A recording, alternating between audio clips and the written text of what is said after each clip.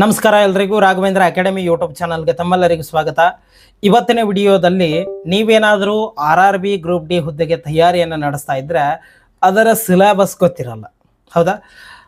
ಆ RRB group D ಪರೀಕ್ಷೆಯಲ್ಲಿ ಏನೇನೆಲ್ಲ ಕೇಳ್ತಾರೆ, ನಾವು ಏನನ್ನ ಓದ್ಕೋಬೇಕು, ಪ್ರತಿಯೊಂದು ಮಾಹಿತಿ ಅಂದರೆ ಕಂಪ್ಲೀಟ್ ಸಿಲೆಬಸ್ ಬಗ್ಗೆ ಇವತ್ತಿನ ವಿಡಿಯೋದಲ್ಲಿ ನಿಮಗೆ ತಿಳಿಸ್ಕೊಡ್ತಾ ಹೋಗ್ತೇನೆ.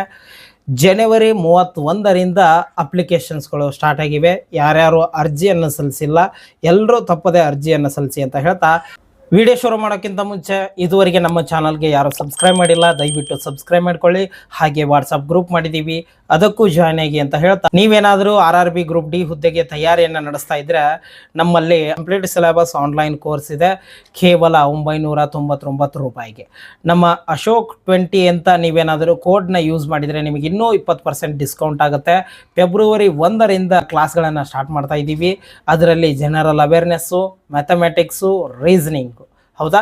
ಇದ್ರ ಜೊತೆಗೆ PDF ನೋಟ್ಸ್ ಕೊಡ್ತೀವಿ. ಈ ವರ್ಷದ 2026ರ ಕ್ವಶನ್ ಪೇಪರು ಸಹ ನಿಮಗೆ ಫ್ರೀಯಾಗಿ ಕೊಡ್ತಾ ಇದ್ದೀವಿ.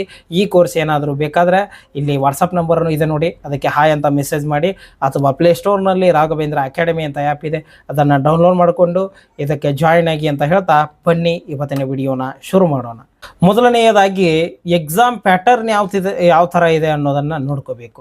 ಕಳೆದ ವಿಡಿಯೋದಲ್ಲಿ ನೀವು ಅಪ್ಲಿಕೇಶನ್ ಹಾಕಬೇಕು ಅಂದರೆ ಏಜ್ ಲಿಮಿಟ್ ಎಷ್ಟು, ಅಪ್ಲಿಕೇಶನ್ ಫೀ ಎಷ್ಟು, ಡೇಟ್ ಎಷ್ಟು, ಎಲ್ಲವನ್ನ ನಾನು ತಿಳಿಸ್ಕೊಟ್ಟಿದ್ದೀನಿ. ಈ ವಿಡಿಯೋದಲ್ಲಿ ಸಿಲೆಬಸ್ ಬಗ್ಗೆ, ಹೌದಾ? ಈಗ ಮ್ಯಾಥ್ಸ್ನಲ್ಲಿ ಏನೇನು ನೋಡ್ಕೋಬೇಕು, ಸೈನ್ಸ್ನಲ್ಲಿ ಏನೇನು ಪ್ರತಿಯೊಂದನ್ನು ನಾನು ಹೇಳ್ತಾ ಹೋಗ್ತೇನೆ. ಮೊದಲಿಗೆ RRB ಗ್ರೂಪ್ ಡಿ ಪೋಸ್ಟ್ದು CBT ಅಂದರೆ ಫಸ್ಟ್ ಎಕ್ಸಾಮ್ ಇರುತ್ತೆ ನೋಡಿ, ಒಂದೇ ಎಕ್ಸಾಮ್ ಇರೋದು. ಅದರ ಎಕ್ಸಾಮ್ ಪ್ಯಾಟರ್ನ್ ಯಾವ ಥರ ಇರುತ್ತೆ ಅಂತ ನೋಡೋದಾದರೆ 25 ಸೈನ್ಸ್ ಕ್ವಶನ್ಸ್ ಇರ್ತವೆ, ಹೌದಾ? ವಿಜ್ಞಾನದ 25 ಕ್ವಶನ್ಸ್ಗಳಿರ್ತವೆ. ಮ್ಯಾಥಮೆಟಿಕ್ಸ್ ಎಷ್ಟು? 25 ಪ್ರಶ್ನೆಗಳು ಗಣಿತದ ಮೇಲೆ, ಅಂದರೆ ಮ್ಯಾಥಮೆಟಿಕ್ಸ್ ಮೇಲೆ ನಮಗೆ 25 ಪ್ರಶ್ನೆಗಳು ಬರ್ತವೆ. ರೀಸನಿಂಗ್ ಮೇಲೆ, ಜನರಲ್ ಇಂಟೆಲಿಜೆನ್ಸ್ ಆ್ಯಂಡ್ ರೀಸನಿಂಗ್ ಮೇಲೆ 30 ಪ್ರಶ್ನೆಗಳು, ಹಾಗೆ ಜನರಲ್ ಅವೇರ್ನೆಸ್, ಕರೆಂಟ್ ಅಫೇರೆನ್ಸ್ ಮೇಲೆ 20 ಪ್ರಶ್ನೆಗಳು. ಈ ವರ್ಷದ ಕ್ವಶನ್ ಪೇಪರ್ಸ್ಗಳನ್ನು ನಾನು ನೋಡಿದ್ದೀನಿ, ಕರೆಂಟ್ ಅಫೇರೆನ್ಸ್ ಮೇಲೇ ಜಾಸ್ತಿ ಪ್ರಶ್ನೆಗಳು ಬಂದಿತ್ತು. ಹೀಗಾಗಿ ನಮ್ಮ ಆ್ಯಪ್ನಲ್ಲಿ ನಾವು ಕರೆಂಟ್ ಅಫೇರೆನ್ಸ್ ಮೇಲೇ ಡೈಲಿ 20 ಪ್ರಶ್ನೆಗಳು. ಮೊದಲು ನಾವೇನು ಮಾಡ್ತಾಯಿದ್ವಿ, ಪ್ರತಿ ತಿಂಗಳು 50 ಪ್ರಶ್ನೆ ಕೊಡ್ತಾ ಇದ್ವಿ. ಈಗ ಆ ಥರ ಅಲ್ಲ, ಡೈಲಿ 20 ಪ್ರಶ್ನೆಗಳು ಕರೆಂಟ್ ಅಫೇರೆನ್ಸ್ ಮೇಲೆ. 100 ಪ್ರಶ್ನೆಗಳು 100 ಮಾರ್ಕ್ಸ್, ಹೌದಾ? 90 ನಿಮಿಷ ಟೈಮ್ ಇರುತ್ತೆ. ಅಷ್ಟರ ಒಳಗಡೆ ನಿಮ್ಮದು ಎಕ್ಸಾಮ್ ಕಂಪ್ಲೀಟ್ ಆಗಿರಬೇಕು. ಇದಕ್ಕೆ ನೆಗೆಟಿವ್ ಮಾರ್ಕಿಂಗು ಸಹ ಇರುತ್ತೆ. ನಿಮ್ದೇನಾದರೂ ಎಷ್ಟು 3 ಕ್ವಶನ್ಸ್ಗಳು ರಾಂಗ್ ಆದರೆ 1 ಮಾರ್ಕ್ಸು ಹೋಗುತ್ತೆ, ಹೌದಾ? ಇಷ್ಟು ಎಕ್ಸಾಮ್ ಪ್ಯಾಟರ್ನ್. ಇವಾಗ ಸಿಲೆಬಸ್ ನೋಡ್ತಾ ಹೋಗೋಣ. ಇಷ್ಟು ಎಕ್ಸಾಮ್ ಪ್ಯಾಟರ್ನ್ ಆಯಿತು. ಇವಾಗ ಸಿಲೆಬಸ್ನ ನೋಡೋಣ. ಮೊದಲಿಗೆ ಮ್ಯಾಥಮೆಟಿಕ್ಸ್ನಲ್ಲಿ ಯಾವ್ಯಾವ ಟಾಪಿಕ್ ಮೇಲೆ ನಿಮಗೆ ಪ್ರಶ್ನೆಗಳು ಬರ್ತವೆ ಅಂತ ನೋಡ್ತಾ ಹೋಗೋಣ. ಮೊದಲನೆಯದಾಗಿ ನೋಡ್ತಾ ಇದ್ದೀರಾ ಸಿಂಪಲ್ ಇಂಟ್ರೆಸ್ಟು ಮತ್ತು ಕಂಪೌಂಡ್ ಇಂಟ್ರೆಸ್ಟ್, ಅಂದರೆ ಸರಳ ಬಡ್ಡಿ ಮತ್ತು ಚಕ್ರ ಬಡ್ಡಿಗಳ ಮೇಲೆ ಒಂದು ಕ್ವಶನ್ಸ್ ಇರುತ್ತೆ. ಹಾಗೆ ಪೈಪ್ ಆ್ಯಂಡ್ ಸಿಸ್ಟರ್ನ್ ಇದ್ರ ಮೇಲೆ ನಿಮಗೆ ಒಂದು ಪ್ರಶ್ನೆ ಬರುತ್ತೆ. ಹಾಗೆ ಸಿಂಪ್ಲಿಫಿಕೇಶನ್ ಅಂದರೆ ಬಾಡ್ಮಾಸ್ ನಿಯಮ ಅಂತ ಬರುತ್ತೆ, ಆ ಬಾಡ್ಮಾಸ್ ನಿಯಮದ ಮೇಲೆ ಪ್ರಶ್ನೆಗಳು ಬರ್ತವೆ. ಹಾಗೆ ಟೈಮ್ ಆ್ಯಂಡ್ ವರ್ಕ್, ಈ ಟೈಮ್ ಆ್ಯಂಡ್ ವರ್ಕ್ ಮೇಲೂ ಸಹ ನಿಮಗೆ 1ರಿಂದ 2 ಪ್ರಶ್ನೆಗಳು ಬರ್ತವೆ. ನಂಬರ್ ಸಿಸ್ಟಮ್, ಈ ವರ್ಷ ನಾನು RRB ಗ್ರೂಪ್ ಡಿ ಪರೀಕ್ಷೆಯನ್ನು ನೋಡಿದಾಗ ನಂಬರ್ ಸಿಸ್ಟಮ್ ಒಂದು, ಹಾಗೆ ರೀಸನಿಂಗ್ನಲ್ಲಿ ಕೋಡಿಂಗು, ಡಿಕೋಡಿಂಗು, ಇವು 2 ಚಾಪ್ಟರ್ ಮೇಲೇ ಜಾಸ್ತಿ ಪ್ರಶ್ನೆಗಳು ಬಂದಿದ್ದಾವೆ, ಹೌದಾ? ಇದನ್ನು ನೋಡ್ಕೋಬೇಕು. ಹಾಗೆ ಟೈಮು, ಡಿಸ್ಟೆನ್ಸು, ಸ್ಪೀಡು, ಈ ಟಾಪಿಕ್ ಮೇಲೂ ನಿಮಗೆ ಅತಿ ಹೆಚ್ಚು ಪ್ರಶ್ನೆಗಳು RRB ಗ್ರೂಪ್ ಡಿನಲ್ಲಿ ಬರ್ತವೆ. ಹಾಗೆ ಆವ್ರೇಜ್ ಮೇಲೆ ಅಂದರೆ ಸರಾಸರಿಯ ಮೇಲೆ ನಿಮಗೆ ಪ್ರಶ್ನೆಗಳು ಬರ್ತವೆ.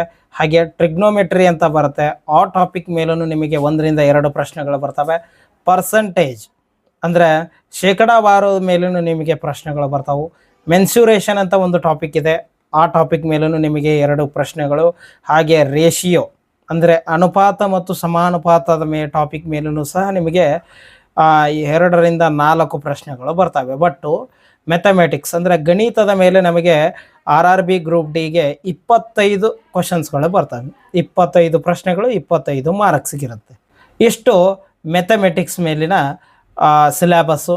ಇನ್ನು ನೆಕ್ಸ್ಟ್ ಬರೋದು ರೀಸನಿಂಗ್ ಮೇಲೆ ನಿಮಗೆ RRB ಗ್ರೂಪ್ ಡಿ ಮೇಲೆ ಯಾವ್ಯಾವ ಟಾಪಿಕ್ ಮೇಲೆ ಪ್ರಶ್ನೆಗಳನ್ನು ಕೇಳ್ಬೋದು ಅಂತ ನೋಡೋದಾದರೆ, ಒಂದು ಸೈಲಜಿಮ್ಸ್ ಅಂತ ಬರುತ್ತೆ, ಆ ಟಾಪಿಕ್ ಮೇಲೆ 2 ಪ್ರಶ್ನೆಗಳು. ಈ RRB ಗ್ರೂಪ್ ಡಿನಲ್ಲಿ ಈಸಿ ಅಂದ್ರೇ ರೀಸನಿಂಗು. ಈ ರೀಸನಿಂಗ್ನ ಎಲ್ಲ ಟಾಪಿಕ್ಗಳು ಈಸಿ ಇದ್ದಾವೆ, ಆದರೆ ನೀವು ಕರೆಕ್ಟಾಗಿ ಕ್ಲಾಸ್ ಕೇಳಬೇಕು ಅಥವಾ ನೀವು ಅದನ್ನು ಅಂಡರ್ಸ್ಟ್ಯಾಂಡ್ ಮಾಡ್ಕೋಬೇಕು. ಒಮ್ಮೆ ಅಂಡರ್ಸ್ಟ್ಯಾಂಡ್ ಮಾಡ್ಕೊಂಡ್ರೆ ಸಾಕು, ನಿಮಗೆ ಈಸಿಯಾಗಿ ಈ ರೀಸನಿಂಗ್ ಎಲ್ಲ ಟಾಪಿಕ್ಗಳನ್ನು ನೀವು ಪರೀಕ್ಷೆಯಲ್ಲಿ ಈಸಿಯಾಗಿ ಬಿಡಿಸಬಹುದು. ಹಾಗೆ ವೆನ್ ಡೈಗ್ರಾಮಿನ ಮೇಲೂ ನಿಮಗೆ 1 ರಿಂದ 2 ಪ್ರಶ್ನೆಗಳು ಬರ್ತವೆ. ಮ್ಯಾಥಮೆಟಿಕಲ್ ಕ್ಯಾಲ್ಕುಲೇಷನ್, ಇದು ಸಹ ಯಾವುದು ಬಡ್ಮಾಸ್ ರೂಲ್ ಪ್ರಕಾರನೇ ಬರುತ್ತೆ. ಇನ್ನೊಂದು ವಾಟರ್ ಇಮೇಜು ಮತ್ತು ಮಿರರ್ ಇಮೇಜ್ ಅಂತ ಬರುತ್ತೆ. ಈಗ ಯಾವುದಾದ್ರೂ ಒಂದು ಪದವನ್ನು ನಾವು ಮಿರರ್ ಮುಂದೆ ಇಟ್ಟಾಗ ಅಥವಾ ಯಾವುದಾದ್ರೂ ಒಂದು ನಂಬರ್ನ ನಾವು ಮಿರರ್ ಮುಂದೆ ಇಟ್ಟಾಗ ಯಾವ ಥರ ನಮಗೆ ಕಾಣುತ್ತೆ ಅನ್ನೋದನ್ನು ನಮಗೆ ಪ್ರಶ್ನೆ ಕೇಳ್ತಾರೆ. Mirror image. ವಾಟರ್ ಇಮೇಜ್ ಅಂದರೆ ಯಾವುದಾದ್ರೂ ಒಂದು ಚಿತ್ರವನ್ನು ನಾವು ನೀರಿನಲ್ಲಿ ನೋಡಿದಾಗ ನಮಗೆ ಯಾವ ಥರ ಕಾಣುತ್ತೆ ಅದು ಮಿರರ್ ಇಮೇಜು, ವಾಟರ್ ಇಮೇಜ್. ಈ ಥರ ಪ್ರಶ್ನೆಗಳು ನಮಗೆ ಪರೀಕ್ಷೆಯಲ್ಲಿ ಕೇಳ್ತಾರೆ. ನಾವೇನು ಆನ್ಲೈನ್ ಕೋರ್ಸ್ ಮಾಡಿದ್ದೀವಿ ನೋಡಿ, ಅದರಲ್ಲಿ ಕಂಪ್ಲೀಟಾಗಿ ಎಲ್ಲ ಟಾಪಿಕ್ಗಳ ಮೇಲೇನೂ ಕ್ಲಾಸ್ಗಳಿದ್ದಾವೆ. ಹಾಗೆ ಆಡ್ ಒನ್ ಔಟ್ ಅಂತ ಬರುತ್ತೆ, ಆ ಟಾಪಿಕ್ ಮೇಲೂ 2 ರಿಂದ 3 ಪ್ರಶ್ನೆಗಳು. ಅನಾಲಜಿ ಅಂತ ಬರುತ್ತೆ, ಈ ಅನಾಲಜಿ ಮೇಲೇನೂ ಪ್ರಶ್ನೆಗಳು. ಈಸಿ ಟಾಪಿಕ್ಗಳು ಇವೆಲ್ಲ. ಇನ್ನು ಸೀರೀಸ್, ಈ ವರ್ಷ 2025ರಲ್ಲಿ ಏನು ಪರೀಕ್ಷೆ ನಡೀತು, ಈ ಸೀರೀಸ್ ಮೇಲೆ ನಂಬರ್ ಸೀರೀಸ್ ಮೇಲೇ ಅತಿ ಹೆಚ್ಚು ಪ್ರಶ್ನೆಗಳು ಬಂದಿದ್ದಾವೆ. ಹಾಗೆ ಡೈರೆಕ್ಷನ್, ದಿಕ್ಕುಗಳ ಮೇಲೂ ಸಹ ನಿಮಗೆ RRBಯಲ್ಲಿ ಪ್ರಶ್ನೆಗಳು ಬರ್ತವೆ. ಹಾಗೆ ಸ್ಟೇಟ್ಮೆಂಟ್ ಆ್ಯಂಡ್ ಕನ್ಕ್ಲೂಷನ್ಸ್ ಅಂದರೆ ಒಂದು ಹೇಳಿಕೆಯನ್ನು ಕೊಡ್ತಾರೆ, ತೀರ್ಮಾನವನ್ನು ಕೊಡ್ತಾರೆ. ಅದರಲ್ಲಿ ಯಾವ ಹೇಳಿಕೆ ಯಾವ ತೀರ್ಮಾನಕ್ಕೆ ಸರಿ ಹೊಂದುತ್ತೆ ಅನ್ನೋದನ್ನು ನಾವು ನೋಡಬೇಕಾಗಿರುತ್ತೆ. ಹಾಗೆ ಕೌಂಟಿಂಗ್ ಫಿಗರ್ನು ಈಸಿ ಇರುತ್ತೆ. ಫಜಲ್ಸ್ಗಳ ಮೇಲೆ ಪ್ರಶ್ನೆಗಳನ್ನು ಕೇಳ್ತಾರೆ. ಕಂಪ್ಲೀಟ್ ಫಿಗರ್, ಯಾವುದಾದ್ರೂ ಒಂದು ಡೈಗ್ರಾಮ್ನ ಕೊಟ್ಟಿರ್ತಾರೆ, ಅದರಲ್ಲಿ ಯಾವುದಾದ್ರೂ ಒಂದು ಪಾರ್ಟ್ನ ಮಿಸ್ ಮಾಡಿರ್ತಾರೆ, ಹೌದಾ, ಆ ಪಾರ್ಟ್ ಬಗ್ಗೆನೂ ನಮಗೆ ಗೊತ್ತಾಗುತ್ತೆ. ಹಾಗೆ ಬ್ಲಡ್ ರಿಲೇಷನ್ಸ್, ರಕ್ತ ಸಂಬಂಧದ ಮೇಲೂ ಸಹ ನಮಗೆ 2 ರಿಂದ 3 ಪ್ರಶ್ನೆಗಳಿರ್ತವೆ. ಇವುಗಳನ್ನೆಲ್ಲವನ್ನು ನಾವು ಸರಿಯಾಗಿ ನೋಡಿಕೊಂಡ್ರೆ ನಾವು ಈಸಿಯಾಗಿ ಈ ವರ್ಷ RRB ಗ್ರೂಪ್ ಡಿ ಪರೀಕ್ಷೆಯನ್ನು ಪಾಸ್ ಮಾಡಬಹುದು.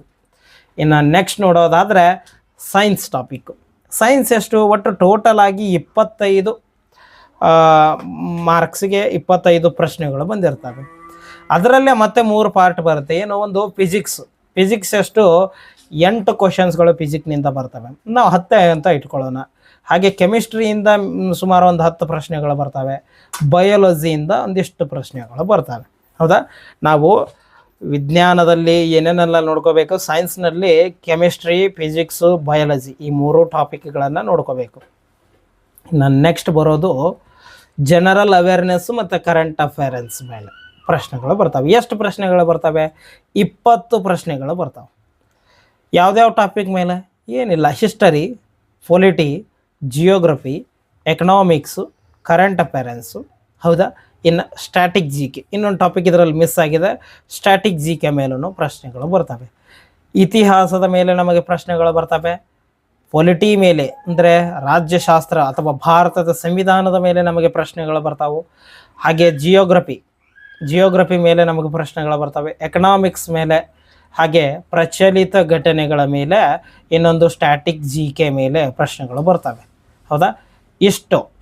ಇಷ್ಟು ಏನು ಜನರಲ್ ಅವೇರ್ನೆಸ್ ಬಗ್ಗೆ ಅತಿ ಹೆಚ್ಚು ಈ ವರ್ಷ ಪ್ರಶ್ನೆ ಬಂದಿರೋದೇ ಕರೆಂಟ್ ಅಫೇರೆನ್ಸ್ ಮೇಲೆ, ಹೌದಾ.